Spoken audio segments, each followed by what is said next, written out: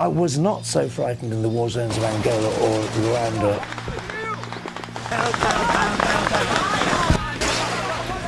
As I was when this story hit. Ariel School, 19th September 94, 12:12 local time. Just come and sit on these chairs along here. Did you all see something? Yes. Were you afraid? Yes. It was just glistening in the trees. And there was a man. And what does he look like? His face was like this, and his eyes were down here. I've never seen anything like it in my life. It was the absence of noise at midnight. One of the most widely reported unidentified flying objects in recent times. Please get in touch with Tim Leach of BBC Television very urgently.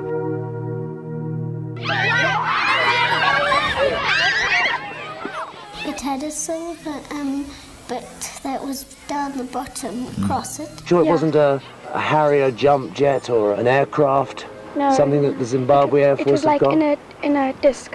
This one thing sitting on the side and another thing sort of like running up and down the top. The one was standing in front, he didn't have any hair at all. He had a big head and big black eyes. I just thought it was some kind of alien from a different planet. I was just a hard-ass journalist, sceptical as everybody would be. And it was the same story. And I started getting goosebumps. And the stories are consistent. You think it's possible that one imaginative child had a story and kind of stirred the rest of them? I don't believe. Mm-hmm. I honestly believe they saw something, but for me to actually draw a conclusion as to what it is, I don't think I could do that at this point in time. What did it feel like when he was looking at you? Felt scared. My heart kind of went faster and then slower and then faster and then slower. I thought the aliens would attack me. Would attack you and do what? Hurt you? Yes. How would they do that? I don't know. It was just staring at me. With what? Staring at you as if what? As if to do what? As if I wanted to come and take us.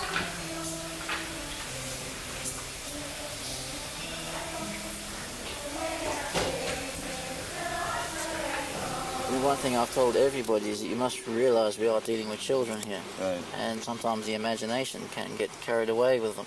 It wasn't just Ariel School. There were a lot of different occurrences that happened over probably that whole week. None of us saw it. We just happened to be in a staff meeting. Child can't make that up. Mm-hmm. And I mean, children know when other children are conning them. And there were like about 100 of them. I mean, you just felt nobody really cared. Who do you talk to? How do you understand it? It was just really hard. At first, nobody took it seriously, and then when Reuters got hold of it, it got very serious. Ariel School in Roua, ongeveer een half uur. Il était assez grand en fait, et il y en avait. On the other side of the world, an unusual visitor called into a Zimbabwean playground. Something that a good friend of mine told me, and that really stuck with me, is the aliens projected an image into his head. Somehow there was a message about pollution from the way he was staring? Yes. All the trees will just go down and there will be no air and people will be dying. You looked at those children, they were absolutely credible. Even on television, you could look at their faces and know if they're bullshitting or not, and they weren't. Well, I was quite convinced that this was something genuinely mysterious and real, and that I needed to think about, if this is real, then what does that mean? I think it's left me open-minded. I think it's a bit arrogant to say that we are the only life in the galaxy or the universe. There is a God, but there's also other things around that can't be explained. It's another creature. I do believe that there is something out there, definitely. If there was one experience I'd like to relive, it would be that particular experience. You know, it's things that we will never comprehend in our lifetime. Maybe we don't have the capacity to understand it. It really gave me a new perspective on life, the universe and everything, really. I'm glad. I would not have missed that for the world. One thing is certain. The day on which we discover that it's not just us, that day will change the world forever.